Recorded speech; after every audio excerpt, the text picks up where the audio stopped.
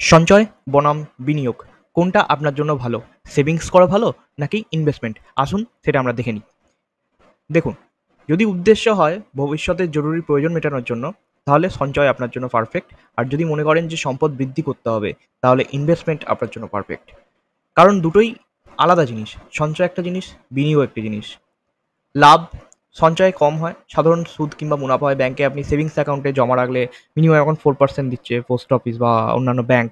তো আপনি সেই পার্সেন্টটাই শুধু পাবেন। কিন্তু বিনিয়োগ বেশি, লাভের সম্ভাবনা বেশি।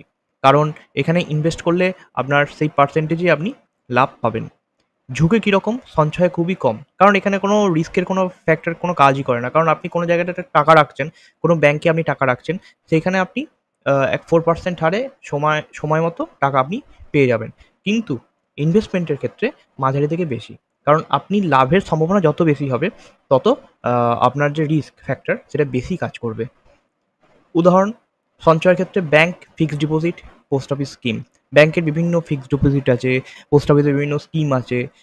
সেগুলো হচ্ছে আপনার আ সঞ্চয়ের ক্ষেত্রে কাজ করে। যেমন হচ্ছে ধরুন আরডি বলুন, হুম? বা আপনি মনে করুন এসএসএ সুকন্যা সমৃদ্ধি বলুন। ঠিক আছে? কিন্তু বিনিয়োগ কি? Share market, mutual fund, real estate কিংবা কোনো বিজনেস, মানে যেখানে আপনার টাকাটা খাটবে। সেই সব জায়গায় হচ্ছে আপনাকে ইনভেস্টমেন্ট বলে সেগুলোকে।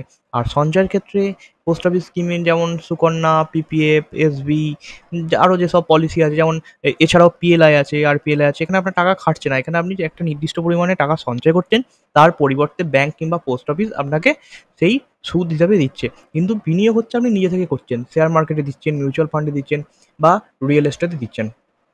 উপযোগী কার জন্য? মানে কাদের জন্য ঠিকঠাক? সঞ্চয় কাদের জন্য? যারা একদম ঝুঁকি নিতে চান না। একটু যাদের বয়স হয়ে গেছে বা যারা রিটায়ারমেন্টের রি আ কাছাকাছি বা রিটায়ার্ড হয়ে গেছে, তারা এই সমস্ত ঝুঁকি না নেওয়াই ভালো। কারণ তাদের যদি টাকা পয়সা যদি বেরিয়ে যায়, তাহলে তারা আর ইনকাম করতে পারবে না।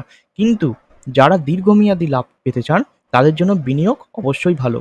তবে আমার মতে দুটো করাই বেটার। আপনি যদি 100% মনে করুন ৳১০০ আপনি আ ইনভে আ আপনার কাছে আছে, তাহলে আপনি সেখানে কি করবেন?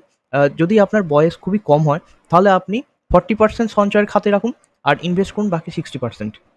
ঠিক আছে? এবার যদি আপনি মনে হয় 50% ইনভেস্টমেন্ট, 50% সেভিংস আপনি করতেই পারেন।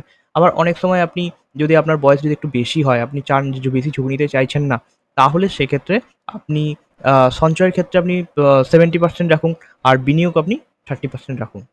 তো এইভাবেই আমরা সঞ্চয় এবং ইনভেস্টমেন্ট করতে পারবো। তো এরকমই বাংলা ভাষায় আ আরো ফাইন্যান্সিয়াল টিপস পেতে আমাকে অবশ্যই ফলো করুন। Invest with Rajan.